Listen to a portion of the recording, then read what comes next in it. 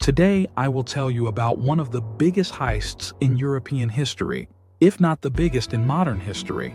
What's strange is that the thief is often known, but he is so powerful that the intelligence agencies of Europe's largest countries feared confronting him. The story begins like this. In Stockholm, Sweden's capital, in 2010, people were shocked and terrified as a large number of cars on the streets suddenly caught fire, and no one knew the reason. The police and fire trucks arrived, but they couldn't figure out how or why all those cars burned at the same time. A few kilometers away from the capital, on the edge of the city, a group of masked individuals broke into the headquarters of the Swedish royal family. Their target was the royal wing, located in the southern part of the headquarters, which housed a large number of historical and artistic works. As soon as they arrived, they got to work. They breached the security barriers, took what they came for, and then left. Naturally, alarms went off, alerting the police, but the thieves remained calm. They knew that the Swedish police were busy with the car fires, which turned out to be their diversion to distract attention. In that time, they managed to break in and steal what they came for. The police fell into the trap, and when they arrived at the royal wing, no one was there. The thieves had taken everything and escaped. The entire operation took only 6 minutes, from entering the wing to fleeing. The stolen items included sculptures, cups, plates, and teapots, but all of these items were extremely valuable and priceless. They were considered not just a huge economic loss, but also a massive cultural one. The police later discovered that the thieves had escaped on bikes and made their way to a nearby lake, where a white speedboat was waiting. They boarded the boat and disappeared. Security agencies remained calm as they knew that the stolen items would be difficult to sell and could easily be tracked if anyone tried. They believed they could simply figure out who the thief was. However, they didn't know that these were no ordinary thieves, and this heist was just the beginning. For those watching me for the first time, you are on the Rex Stories channel, where we discuss everything strange and mysterious on this planet. Today's topic is not just about the value of the stolen items or how they were stolen, but also about the identity of the thief whom no one dared to confront. 5 months after the first theft in Sweden, another heist occurred in Bergen, Norway. Masked men descended from the glass ceiling of the Code Museum and stole imperial vases and seals. In 2012, in Durham, England, thieves entered the Durham University Museum and stole highly valuable sculptures and porcelain plates. In the same month, Cambridge University Museum was also robbed. These thefts continued until 2015, when the operations reached Paris. Thieves broke into the Fontainebleau Palace, the former residence of the French kings. The palace had more than 1,000 rooms filled with treasures. The thieves broke in and stole a very rare specific piece. Now, since all these heists happened in Europe, you might be wondering what China's role is in this matter and why the video is titled as such. Stay with us step by step to learn about the upcoming shocking events, where it turns out that all the robberies that took place in Europe followed the same pattern. Several cars would suddenly catch fire as a trap for the police, and then a theft would occur in a highly precise and professional manner. All these operations had a similar escape method, but more importantly, the sculptures and artifacts stolen from all these places were of a similar type. The first theft in Sweden occurred in the Chinese royal wing. The 56 artifacts stolen from the Code Museum in Norway were also a collection of Chinese artifacts. The thieves who broke into the Durham University Museum in England stole only items from the university's East Asian collection of Chinese artifacts. Even in the heist at the Fontainebleau Palace in France, they left behind all the artifacts and went to a section inside the museum called the Grand Chinese Museum and stole from there.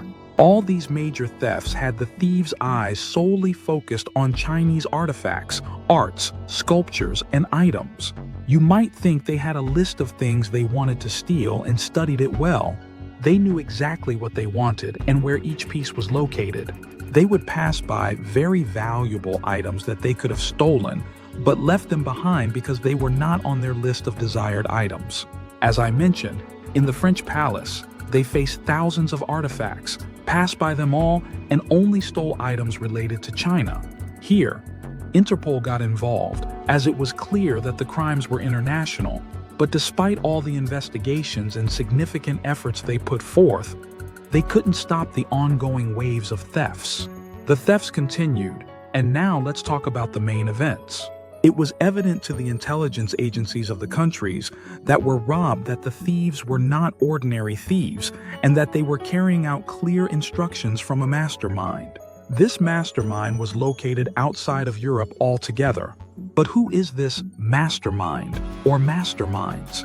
And why are they stealing artifacts and treasures that are impossible to sell legally or even display publicly? This is indeed what happened, as most of the stolen items have not been seen anywhere else. This is evidence that these items became part of a private collection for an individual or a secret organization, or they were hidden in a specific location. Days passed, and the issue of the thefts was closed. Neither Interpol nor the intelligence agencies could do anything. Through the investigations they conducted, things began to become clearer little by little. They discovered through signs and clues the involvement of elite individuals in the world in these thefts. To understand the situation correctly and know why they almost know who the thief is and why they can't do anything about it, let's go back in time a little to 160 years ago, during the end of the Second Opium War, specifically in the area of Beijing, China. British and French soldiers entered a palace known as the Old Summer Palace. This palace was the imperial residence of the Qing dynasty. The soldiers entered the palace to take revenge for their comrades who were being tortured and killed there. Upon entering, they completely destroyed the palace, which was one of the modern wonders of the world, and looted a vast number of Chinese artistic and historical treasures, such as sculptures, vases, jewelry, cups, and plates, as well as rare breeds of dogs. These breeds of dogs were not found anywhere else in the world at that time except in China. After taking everything from the palace, they burned it down. Now, most of the looted items made their way to various locations in Europe and became part of the collections of art collectors and royal families. Queen Victoria of Britain, for example, received a Pekingese dog as a gift, which was the first of its kind to be seen in all of Europe. Time and again, these Chinese treasures and sculptures ended up in various museums across Europe, including the Chinese Royal Wing in Sweden, the Code Museum in Norway, and the Fontainebleau Palace in Paris. China is considered the country that has suffered the most from the loss of its heritage and ancient artifacts. However, in modern times there has been national support, and the Chinese government has made significant efforts to recover all the items that were stolen during the Opium War, especially those taken from the Old Summer Palace. But how did the Chinese government put forth such great effort? Let's say there is a specific group in China that decided to take care of this issue and work on recovering the stolen Chinese pieces, piece by piece. They do not care about the method or the cost it will take to achieve their goal. But if we think logically, who are these people who have the power, resources, and dedication to carry out this mission? I will tell you what I have read, and I have no personal stake in this matter. In 2016, China made global headlines when it announced that it would support technology entrepreneurs, asserting that the number of Chinese billionaires would surpass that of their American counterparts. As a result of this support, the outcomes were immediate, as statistics showed that China reached a stage of generating a new billionaire every 2 days. Naturally, this new elite class, which possessed immense wealth, began purchasing rare artifacts for astronomical amounts, turning this trend into a global phenomenon. This opportunity was not only to showcase their vast wealth, but also to demonstrate their patriotism and love for their country. When they spend money, they are spending it on something of historical significance to their homeland. All the art and artifacts stolen from China are sought after by billionaires who wish to return them to their country to take pride in this national endeavor. In 2010, at an auction in the suburbs of London, a Chinese vase from the old Summer Palace was put up for sale. The auction began at a relatively modest price of $800,000, but after half an hour, the vase was sold for $69.5 million, which is 50 times its true value. Of course, the buyer was an anonymous individual from China. The situation didn't stop there. A small porcelain plate was sold for $36 million, and a small silk rug fetched $45 million. However, buying artifacts from public auctions was not enough, as many other treasures are not offered at auctions and remain preserved in museums or held by individuals as private collections. So what can they do when all legal avenues for recovering stolen artifacts are closed? This is where the important part comes in. Reports suggest that the wealthy in China pay specialized thieves to retrieve the pieces that were stolen from their homeland. Once these pieces are returned, they are not displayed in museums or publicly showcased. Instead, they are hidden away from prying eyes. Even if these pieces are exhibited in museums within China, the laws and intellectual property rights in China differ from those in the rest of the world, meaning that exhibiting or selling them in China would not pose a legal issue. Logically, these actions are not considered crimes. Rather, they are seen as a reclamation of what originally belonged to them. Conversely, the state may reward those who liberate these valuable items from the West and return them to their original place. Although this explanation is logical and may be true, billionaires are not the only ones implicated in the theft of these artifacts. In recent years, rumors have intensified that there are larger and more powerful parties behind these thefts. Do you understand my point? Yes, I mean the Chinese government. The Chinese government has been accused of orchestrating the theft of artifacts from European museums, being the actual buyer of these pieces. More importantly, after all these rumors and extensive debates, the Chinese Communist Party publicly stated, "We want our artifacts back." It was clear that the method by which these artifacts would be reclaimed was the last thing on their minds. It was clear that China showed no sympathy or concern regarding the thefts that occurred in European museums. I'd like to add another point.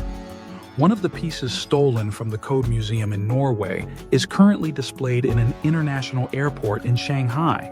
The Norwegian police attempted to follow up on this matter, but authorities higher than the police in Norway, according to their statements, did not want to offend China with accusations or cause international problems with them. However, I want you to know that if the Chinese government itself is involved in these thefts, its involvement could be through the Chinese company Poly, which is state-run. It started as a branch of the People's Liberation Army of China, but has undergone significant development and participated in various activities. Poly has reached a stage where it manages missile and security weapon systems, with its projects extending to global trade and real estate purchases worldwide, alongside buying and selling artifacts and artworks. They are also responsible for the third largest auction house in the world. The New York Times wrote about this strange building in China, noting it was odd that you could buy an artwork on the third floor while being able to buy a missile system on the 27th floor. The Poly Group has announced that its assets are estimated to be around $140 billion, a staggering figure that exceeds the GDP of a country like Luxembourg. So, is the Poly Group responsible for the thefts that occurred in Europe? We leave it to your opinions in the comments. They operate a global information network to locate and recover lost artifacts. As I mentioned, they claim that these Chinese artifacts were stolen illegally by European powers. The Poly Group has not disclosed much about its artifact recovery program, and many have demanded clarifications regarding their methods and strategies for recovering artifacts, but they have provided no explanations in this regard. They denied any involvement in the thefts in Europe, stating that all accusations against them are mere nonsense and rumors. They said that there is no concrete evidence that a major power stands behind these thieves, defending themselves by saying, "Not all things stolen from Paris were Chinese," as there was a Thai piece among the stolen items. So why haven't you accused Thailand in this matter? And why would China steal something that doesn't belong to them? In the end, let's agree that these heists were extremely mysterious. And until now, no real accused party has emerged that has been conclusively convicted. The question arises, how can all these thefts occur in areas advanced in security and technology without being able to identify the thief? Or do you think they know who stole the artifacts but lack the power to discuss the matter? Share your opinions with us in the comments. And for those of you watching me for the first time, don't forget to subscribe to the channel. You were with Rex Stories, where we talk about everything strange and mysterious on planet Earth. See you in the next episode. Asante.